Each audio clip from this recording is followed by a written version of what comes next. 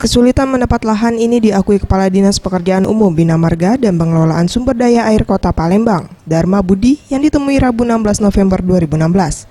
Menurutnya, ketersediaan lahan untuk pembangunan kolam retensi di sejumlah titik masih menjadi kendala, karena lahan yang akan dijadikan kolam retensi masih dimiliki oleh warga.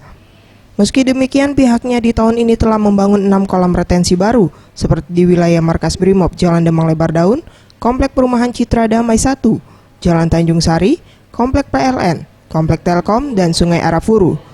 Sementara untuk rencana pembangunan kolam retensi di tahun depan belum diketahui karena belum masuk dalam RAPBD 2017. Untuk 2016 ini kita sudah lakukan pembuatan kolam retensi, kurang lebih ada 6 lokasi.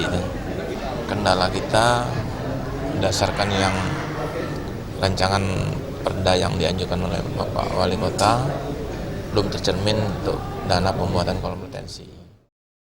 Saat ini Kota Palembang memiliki 27 kolam retensi, namun idealnya Palembang membutuhkan setidaknya 67 kolam retensi untuk serapan air dan mengurangi genangan air. Mega Dwi Handayani, Anugerah Sandi Pratama, Sriwijaya TV.